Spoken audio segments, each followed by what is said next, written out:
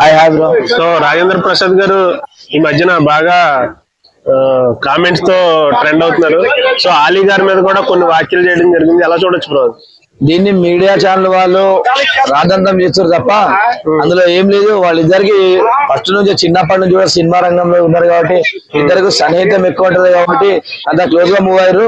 ఏదేమైనప్పటికీ కూడా రాజేంద్ర ప్రసాద్ గారు మీరు వయసులో పెద్దవారు కాబట్టి కంపల్సరీ గౌరవిస్తూ సభల పైన కానీ స్టేజ్ల పైన కానీ మాట్లాడితే బాగుంటుంది అని చెప్పి తెలియజేస్తున్నా.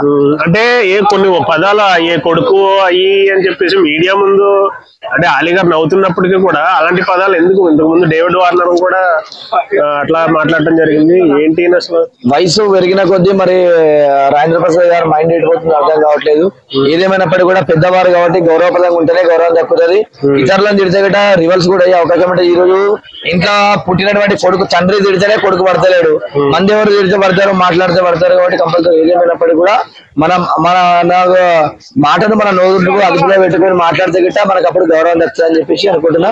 రాజేంద్ర ప్రసాద్ గారు పెద్దవారు, మీరు పెద్ద స్థాయిలో లాగానే ఉండి మాట్లాడితే బాగుంటుంది అని తెలియజేస్తారు.